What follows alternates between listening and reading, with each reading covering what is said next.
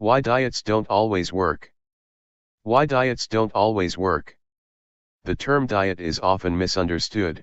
Most people think of diets as those temporary measures they engage in intending to meet a need, be it losing weight or achieving a specific goal for one's body.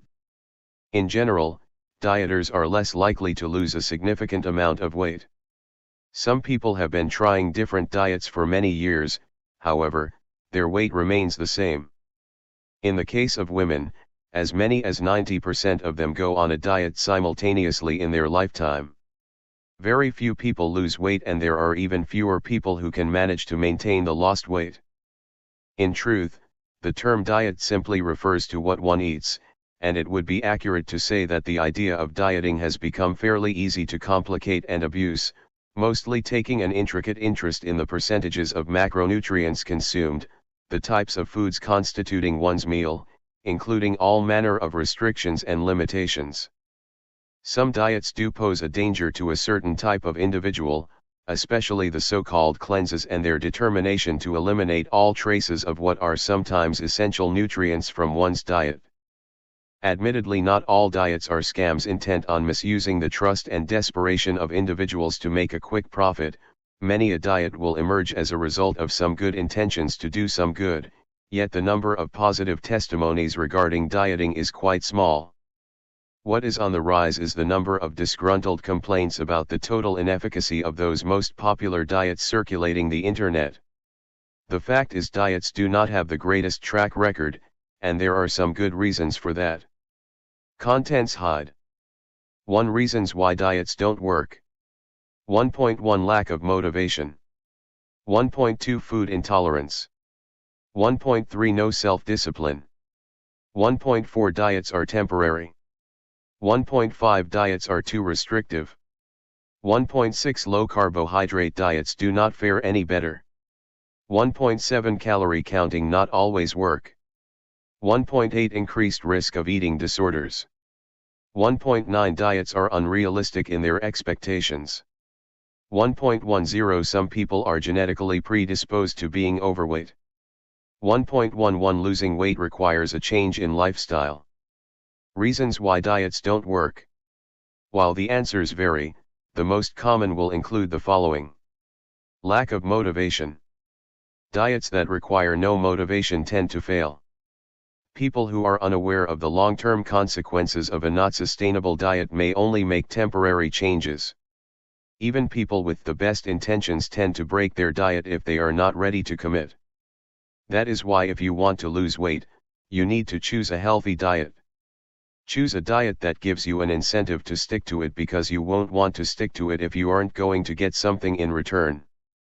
Motivation is something that will help you stay on a diet longer. You will find that being motivated will lead you to success. People who are not motivated will soon give up on diets and nutrition.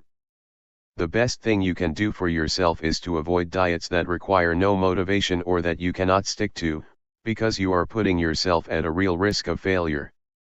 You can achieve weight loss by choosing a diet that gives you plenty of variety and a healthy way to eat.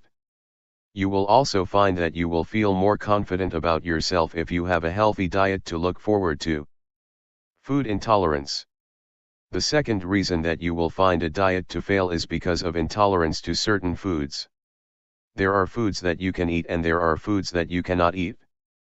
In order to avoid a diet that you cannot handle, you have to know what foods will make you gag and what foods will make you gain weight. Every person is different, and you have to create a small list of foods that you can eat without guilt. You also have to determine which foods will make you gain weight. If you make this list, you should pinpoint what foods to avoid when making a diet. No self-discipline. The third reason that diets fail is due to the lack of self-discipline that people give themselves. People give up before they ever start a diet. They lack self-discipline, which is taking control of their life by reaching goals and avoiding temptation.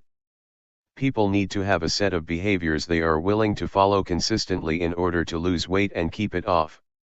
If you don't try to change yourself, you'll never change. If you don't try to change your life, you won't even notice that you haven't changed. Eating the wrong foods is a decision. If you are not willing to make different decisions, you will fall back into your old habits. Diets are temporary. It is a true and sad fact that no one engages with a diet to follow through with its steps for the rest of their lives. Diets are undertaken with a purpose in mind, and once that purpose has been met, a few weeks and months down the line, dieting ends. It is not easy to live a healthy lifestyle since it requires self-control and willingness to make permanent changes. Many people have no difficulty eating their favorite foods when they are not dieting, but give up on a diet after a few days. And as soon as one stops engaging in the diet, they gain even more weight back than when they started. Diets are too restrictive. The fact is, the normal human body is wired to crave carbohydrates and fat. Most diets tend to elicit all manner of discomfort from those individuals engaging in these diets by aiming to strip one's nutritional habits of these unhealthy components completely. The pattern suggests that most people can only resist the temptation for sugar and fat for so long before giving in. It is of little surprise that a mechanism for achieving weight loss that aims to strip individuals of all that they naturally crave would fail in most cases.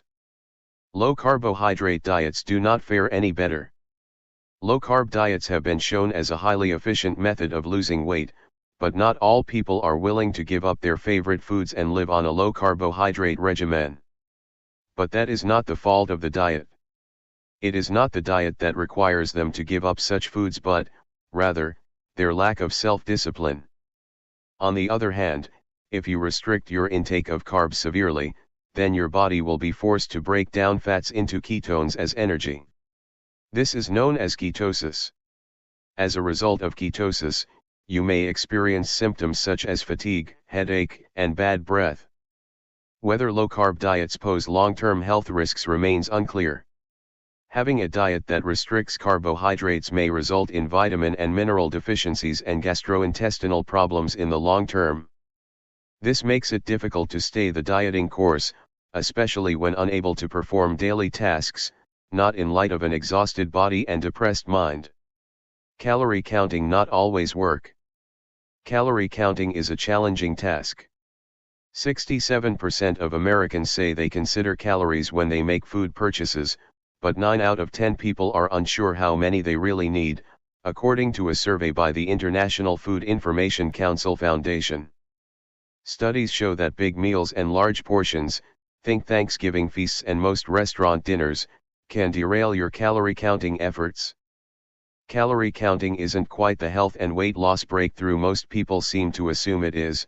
The body needs calories to function properly, especially maintaining its metabolic capabilities. When the body is denied calories in the required amounts, it starts presuming that it is starving and immediately regulates downward the number of calories it needs at rest in an attempt to conserve energy. With the body burning more calories at rest, this can prove dangerous to the body's basic functions. More importantly, anyone trying to lose weight his way is more likely to lose lean muscle mass, with the body choosing to keep a hold of its fat reserves for energy purposes. Increased risk of eating disorders. Dieting may not cause eating disorders, but it can be an early sign. Specifically, the National Eating Disorders Association estimates that 35% of normal dieters become pathological dieters and that 20 to 25% of these individuals develop eating disorders. Based on a study, dieters are 8 times more likely to develop an eating disorder than non-dieters. Dietary restriction is often associated with eating disorders since they are often used to control eating behavior, calorie counting, restricting food types, and obsessive weight control. Diets are unrealistic in their expectations. Overeating is a learned behavior that can be unlearned. There is no such thing as the perfect diet for the entire world. Each person has different nutritional needs, and as a result, every person has to create their own diet. The only way to lose weight permanently is to find a diet that fits your lifestyle, one from which you can stick with and survive. It's not surprising that many of them take the easy way out and blame diets for their lack of success in losing weight. Some people are genetically predisposed to being overweight. It's important to recognize that genes play a huge role in your body's composition. If you have a family history of diabetes, heart disease, or other diseases which could be prevented by maintaining an ideal weight, it might be harder for you to lose weight. Dieting is not as easy when your body struggles to shed pounds in the first place and when your body is attuned to storing fat rather than burning it off for energy. Although you can't change your genes, you can still make a big difference in your weight. Losing weight requires a change in lifestyle. Some people think that just dieting is enough. It is not. To lose more weight and keep it off, one needs to change their lifestyle in order to maintain that new weight. A diet should not be a temporary fix for problems but rather an opportunity to change oneself into a new state of mind and body. Just by changing the way you eat, you can prevent diseases such as heart attacks, stroke, hypertension, arthritis, diabetes, and many others. These conditions cause pain and suffering in millions of people every day throughout the world. People who don't want to change their lifestyle and take control of their lives tend to have no guilt about being unhealthy. Ultimately, it's not the diet that is at fault, it is the dieter.